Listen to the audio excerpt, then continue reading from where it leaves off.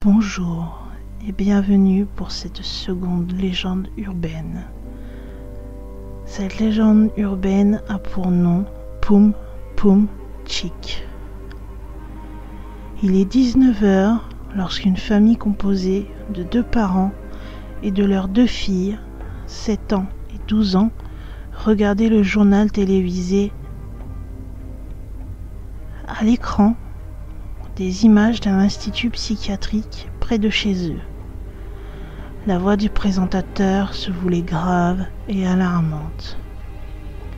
Toute personne habitant dans les parages se doit de fermer ses portes à clé et être attentif à toute présence suspecte. Un patient de l'asile s'est échappé et il est potentiellement dangereux. Il est facilement reconnaissable car il est amputé des bras et des jambes. Si vous le voyez, contactez le numéro d'urgence. Les parents se retournèrent vers leurs enfants et leur lancèrent un regard inquiet. En effet, ils avaient prévu de coucher chez des amis et de laisser les fillettes seules à la maison. Après un rapide débat sur la décision à prendre, ils convinrent qu'avec toutes leurs portes et fenêtres bien fermées à clé, rien ne pourrait leur arriver de grave. Après les avoir fait dîner et leur avoir souhaité une bonne nuit, ils embarquèrent pour leur soirée. Mais très vite, les jeunes filles furent dérangées par des bruits dans leur maison. Bruits de portes grinçantes, de planchers qui craquent, et un son très particulier, formant une mélodie dérangeante. Poum poum tchic, poum poum tchic. Origine du son inconnue. Mais il était répété mécaniquement, et les filles commencèrent à s'inquiéter. La plus jeune vint se réfugier dans le lit de sa grande sœur, qui elle-même se demandait d'où pouvaient provenir ces bruits si particuliers. Au bout d'une demi-heure à l'entendre, de temps en temps, elle laissa sa sœur endormie dans sa chambre et descendit doucement l'escalier. Tout était vide et le bruit avait disparu.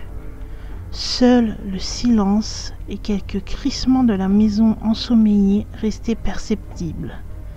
Hésitante, elle parcourut rapidement le rez-de-chaussée et courut rejoindre l'étage.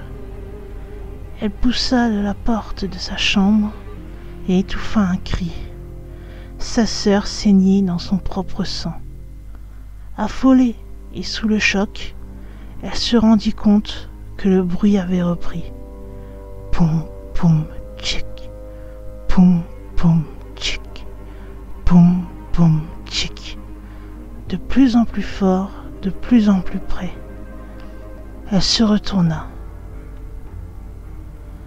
Le patient dont la photo avait été affichée tout au long du journal télévisé était maintenant devant elle.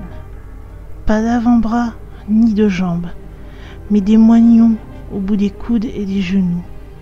Et il était à quelques mètres d'elle. Terrifiée, elle en était paralysée. Il avança alors vers elle. Il posa ses coudes un à un sur le sol. Poum, poum. Traîna son corps le long du carrelage. Tchic. Et il lui sourit. Le lendemain matin, les parents trouvèrent les cadavres de leurs enfants et appelèrent les secours.